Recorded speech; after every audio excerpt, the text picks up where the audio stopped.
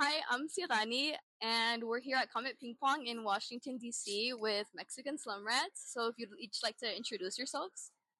I'm Sebastian. I'm Kevin. I'm Rocco. Oh no.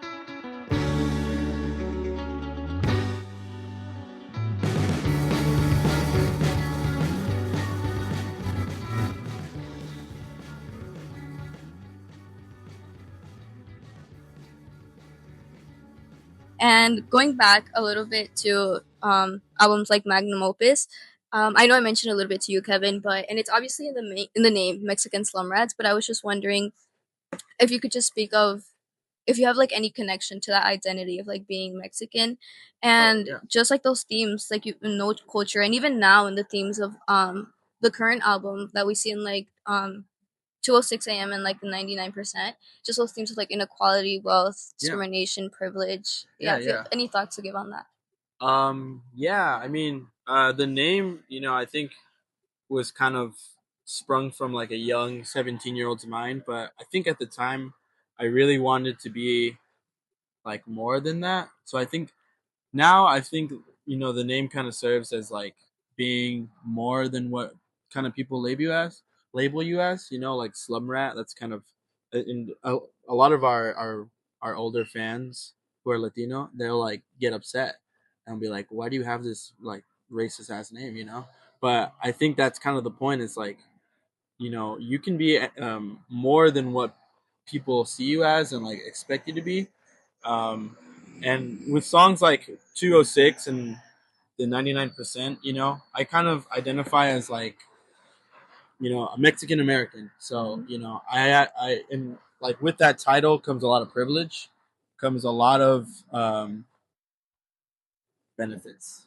I don't have to, like my sister, she used to envy my life a lot because she wasn't ever allowed to go outside past 6 p.m., like because of where she lived in Mexico. So, you know, I think about that a lot when I'm out here and I'm touring and I'm driving around the whole country with these guys, and like it's not a problem at all. So those two songs, the 99% and 206, I wrote as kind of like a release of guilt in a way because I felt like I didn't really deserve, or like there's that kind of question where you're like, why do I deserve this? Why did I get lucky? Like why was I chosen to live on this side? And like my sister, she has like all these things to give to the world, and she's struggling with those issues. So that was kind of why I wrote those, was just like kind of a release of like me screaming into the void, um in our own way. I like those songs are very like joyful, and I kind of like how a lot of our songs do that, where we have a really joyful riff, but there's more to the lyrics, and I think it adds that kind of, I don't know, like realness, because like I feel like that's what life is too. You can be gloomy and dark, but it's a choice. You can always look at things on the brighter side, and that's kind of what those songs were too. Yeah, and just for some context for those who might not know what the lyrics are about, could you Yeah. explain like the songs individually? Oh yeah. 206. I'm sorry, I gotta sing it. Um, Kind of real. So for 206 was like thinking about all the relationships I have, and especially the one I have with Ben. Me and him have been friends for like almost 10 years now, and we've been doing this together the whole time. And I felt really really lucky to have somebody like him because he's white, but he also shares a lot of the same things that I went through, because we're both American.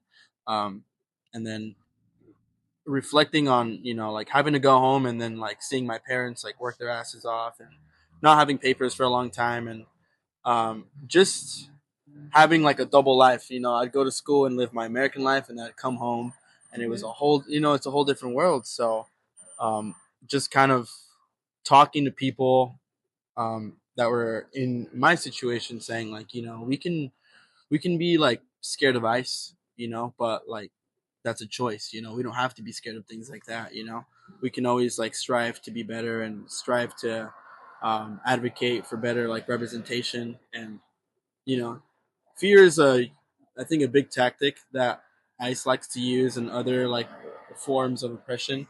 So I think that song was just a response to like, we have so much love and joy to give, and that will always overcome, you know, things like ice. So that's kind of where that is as like the meaning of the song, but also like I was like really depressed for a long time, and I got to a point where I kind of was feeling really guilty about being depressed, but also having a lot of privilege.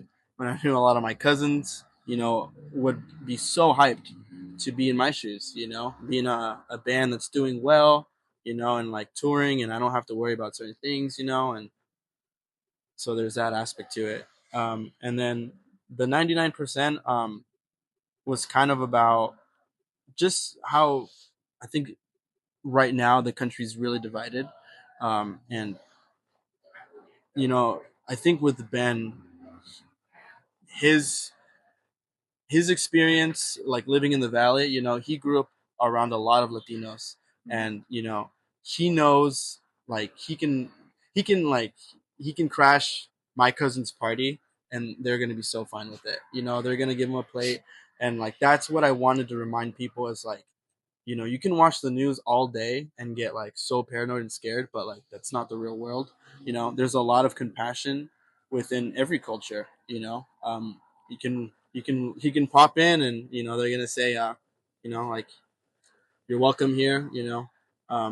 99% of people aren't the government, which is like that's like the main tagline. Yeah, don't believe what you hear on the news. That's about it. But honestly, thank you. I think it's really refreshing to hear a more positive stance, obviously, Yeah. considering the current climate that we're in, and just honestly what we're hearing constantly just about people being scared to live their everyday lives and things like that. And especially like as Mexican Americans, I think that's what a lot of us don't realize is that privilege that we do have. Yeah. And same with like speaking about the issues and things like that. A lot of people think that they don't have a responsibility to, speak up for their communities and all of that. So I think it's really, I really value and admire the fact that you're still continuing to push these themes out and these messages out in your music, honestly. And even for like towards all of you guys and your contribution towards it. I know you might not be in the same shoes necessarily, but it's really admirable for sure. Thank you. Yeah, yeah. And then Yeah.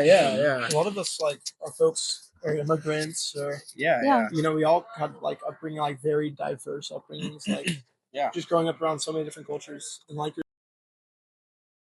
Thank you for having us. No, yeah. So if you guys are out there, go catch a show and watch them on tour. They still have the rest of the East Coast to go. East Coast, yeah. So catch them out there.